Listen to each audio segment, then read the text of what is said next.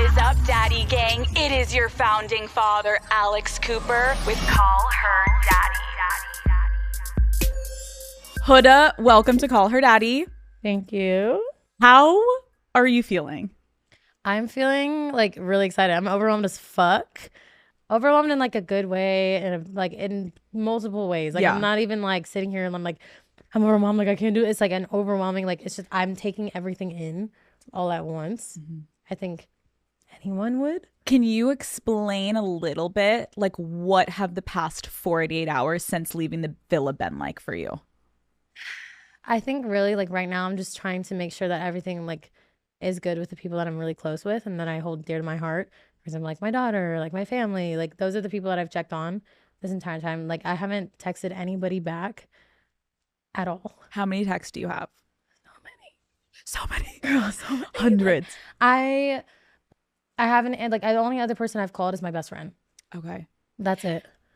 Throughout the season, you were one of, if not without a doubt, the most polarizing person on the show. So I've been told.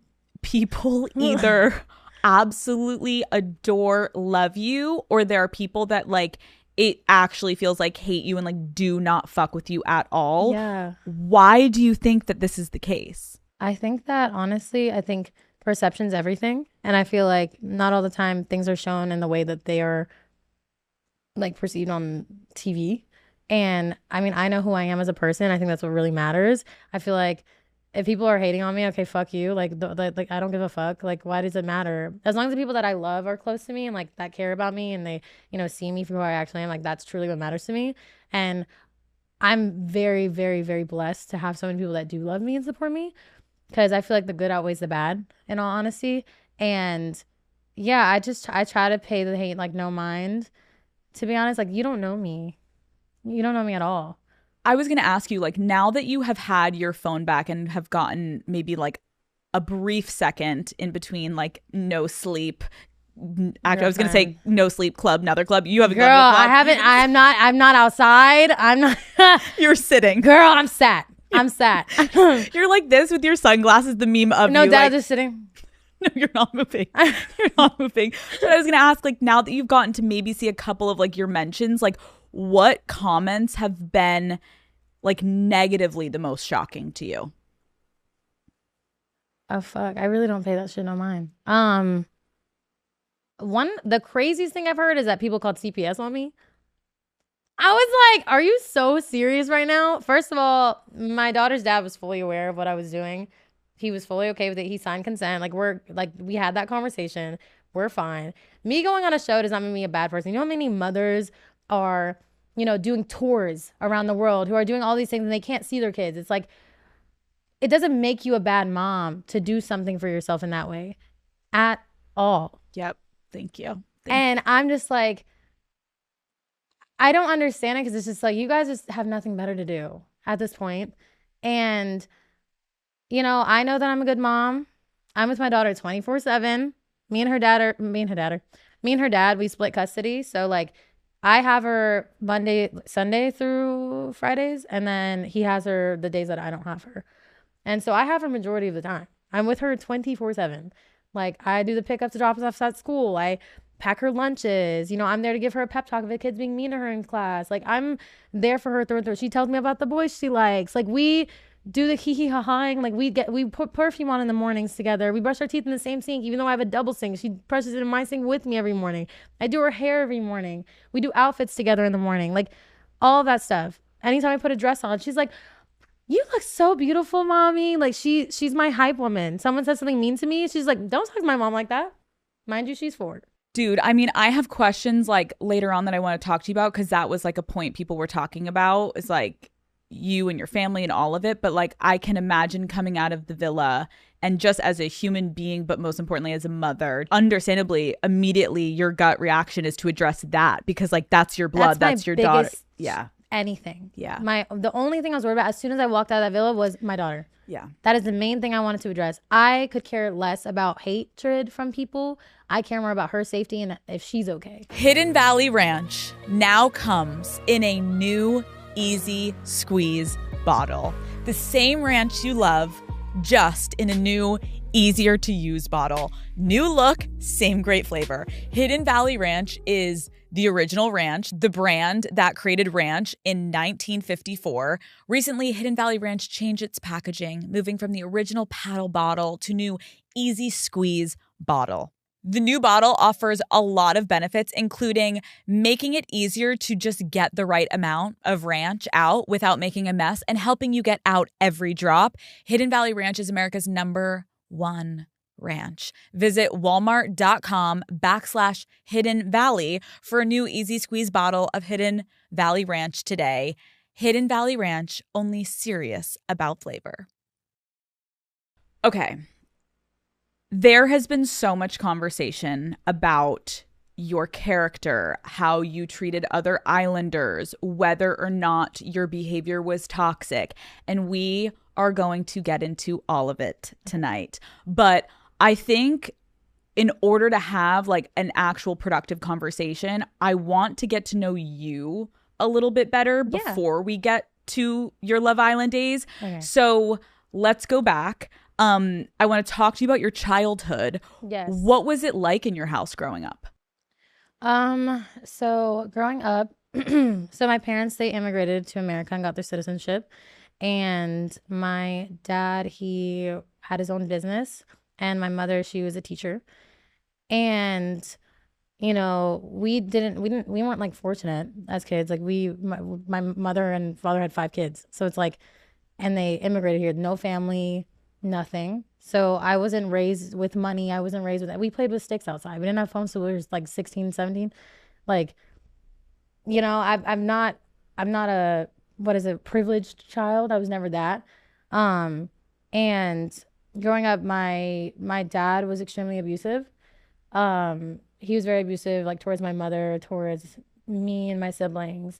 Like a vivid memory I have as a kid is like, I don't even know how old I was, but I remember hearing my dad like beating the shit out of my mom in the room. And I remember like finally, like I think someone got the door open, and I just remember seeing my mom's face, like her glasses were broken. And then I just see him snatch her head back and slam the door. Like I'm gonna cry. Like that's literally like that was my childhood. Can I get a tissue? There's a tissue. Let me got you. Damn, we just started, Alex. Hold on a second. You're good. I'm definitely about to start my period. Like, there's no fucking way I'm not. I'm on mine, so we'll just fucking cry together. Alex, you're making me sync with you. Should I stuff this one? Yeah, just put it there. Okay, so, but yeah, so I grew up in an extremely abusive household. Needless to say, like, I did have a fun childhood, though. I think me and my siblings were extremely close in the midst of the chaos. Like, we were very, very close. My sister, she would get us away from all that. She would like take us on little, we would call it the dinosaur trail. And it was like this dirt road because they were doing construction. Sometimes you would see like deer tracks and whatnot. And like sometimes she would do things to make it look cooler, to make us think there were dinosaurs and stuff. Like that's like the things we would have fun with. We'd go in the creek and we'd play in the creek. Like, we would do all these things as kids. And of the 5 kids, where were you in the lineup? I'm the youngest.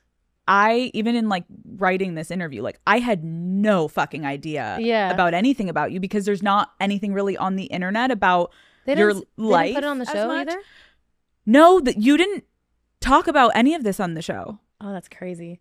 When you're talking about your dynamic with your parents and specifically your father being abusive, being the youngest, because I can imagine you're talking about your sister kind of like being the one that's getting you guys out of the house. But how do you think being the youngest in an abusive household impacted your personal development? I think I was a lot more persuasive being a lot younger. So I was a lot more persuasive in terms of like giving me sweets and like buying me things and, you know, doing things towards me and hurting me and then saying, oh, here's this, or like doing things and, you know, saying, you know, I'll go take you here if whatever. And that happened to me a lot as a child as well. Like, and then at one point, you know, when my parents separated, I was in like the 4th grade, I believe. And my mom, I remember when my dad was at work, we packed up everything and we left. And my mom, she got it. We lived in like this 2-bed, 1-bath apartment that was like, I think it's like $600 rent, I'm pretty sure. No washer and dryer. We would go to the laundromat. Like, me and all my sisters were in a room. My brother was in his own room. My mom slept on the couch. It wasn't even a couch. It was a when you know those outdoor like futon things, Yeah. outdoor like Yeah, futon things, Yep. and they have like the wooden railing things on them, and then Yes. like it's like just a cushion. That's what my mom would sleep on every single night because she didn't want to take a bedroom. What was the breaking point for her to get you guys out? I'm not 100% sure exactly what her breaking point was. Um, I think maybe it possibly could be her support system on the people on the outside that saw this happening. Do you have a relationship with your father? Do you speak to him? I haven't talked to my dad in 8 years. Yeah, I stopped talking to him when I was 16. There's a really valid reason as to why I'm not speaking to him. My dad there was a lot of times where I was alone with my dad, and there's things that like my family doesn't believe me about. Tissue. So damn, girl, you got me crying on the show. I know that friggin' period is coming and it's on its way to us very soon. Period or not, Huda, like this is some Girl, trust me, when I was with the psychologist, I like talked to her about all these things and I was just crying. Cause it's like you relive it when you talk about it. Ooh, hold on. take your time. So anyway, there's a lot of things that happen. I don't want to go like too much into detail. Yeah. But I kept a lot of things to myself, and then there was a point where I got really scared, and I remember calling my mom and just telling like, please pick me up, like please pick me up. And she's like, what's wrong? Like I can't. I have to get you tomorrow. Like she was working like 3 or 4 jobs. This woman would not sleep. She would sleep like 3-4 hours, and we would never really see her as much because she was working all the time. We would eat frozen food and Wendy's, and she's like, I can't. I was like, I was crying. I was like, please pick me up. I would lock myself in the bathroom. My dad went in his office and was like working, and I like tiptoed out when she was there, and I like grabbed my things and I like tiptoed past his office because the floor would creak sometimes. So I was so scared, and so I tiptoed out and I like closed the door really quietly, and I just told her, I was like, please go, please go, please go. Like I was like, please get out, like get me out of here. And to this day, like I don't think anyone in my family believes anything that I say about that. Why? I have no idea. Maybe it's hard to believe, Yeah. but I just accepted that I know what was going on. Yeah. And you know, I had listened to like podcasts about certain things leading up to a lot with my dad, and it made me realize like I don't want to say grooming, but like there's a lot of things that were happening. You know, I don't know. My dad hasn't remarried at nothing. Like it's I have no idea the reasonings behind it. So I never really had a father figure growing up in that way, at all. What was school like for you during all of this? I always got bullied in school. I think I always was just like unapologetically myself, and that didn't resonate with a lot of people. Seems like a theme in your life, Huda, that we're gonna get to. Trust me, there was a lot of things that triggered me in that villa. I will be completely honest with you. Yeah. And things that I caught and was clocking and was told that I was being crazy. But I don't know if anything was done on purpose to make me act out in a way. But yeah, what was I saying? Oh, I got bullied in school. When I was in middle school, there was a point where like I wanted to take my own life. I did not want to live anymore.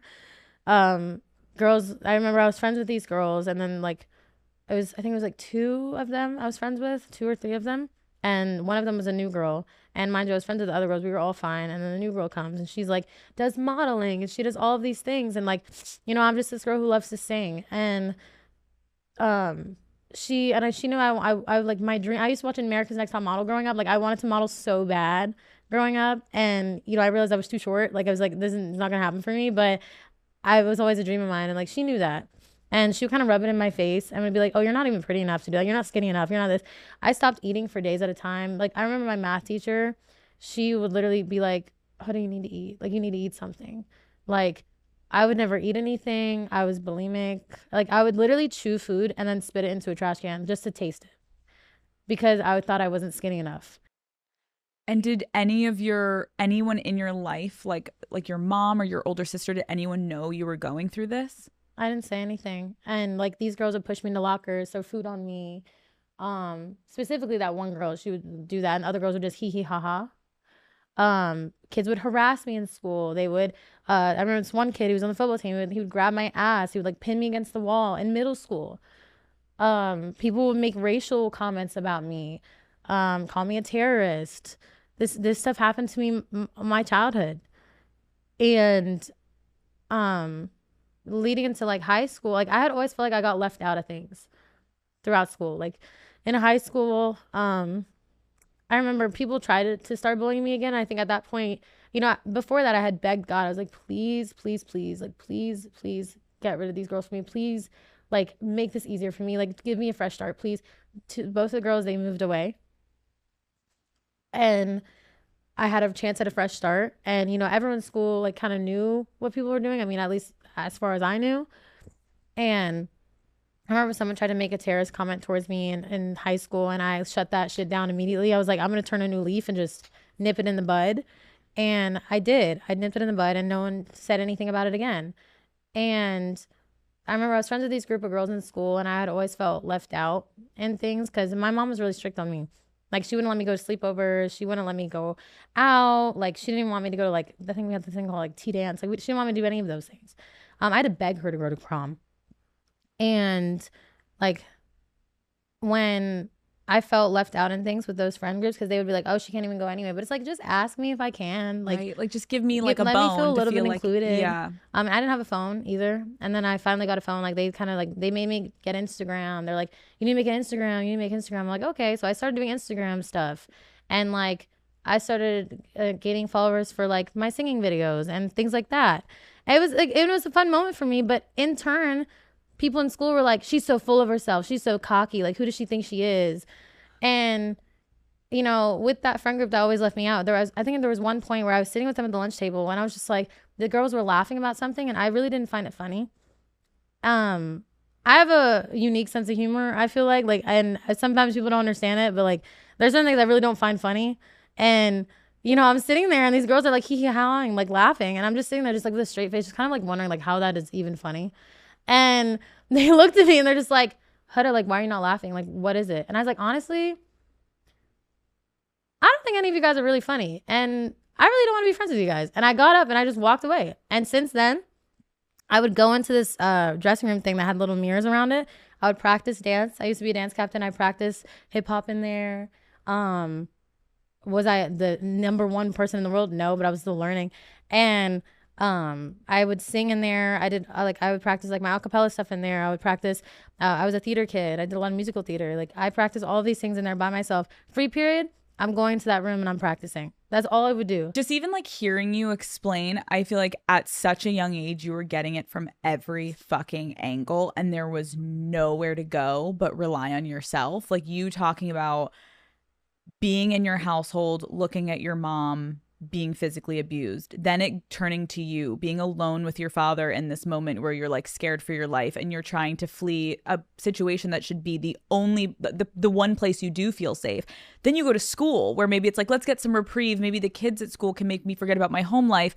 And then you're getting it from your school life and your peers. And it's like, I can't help but think like, what that young version of you, how do you not put up this hard wall? How do you not become this person that, like you just said, the minute they made a joke about you and they came at you and they tried to make a racial comment to make you feel less than, one day you decide to be like, no, fuck that.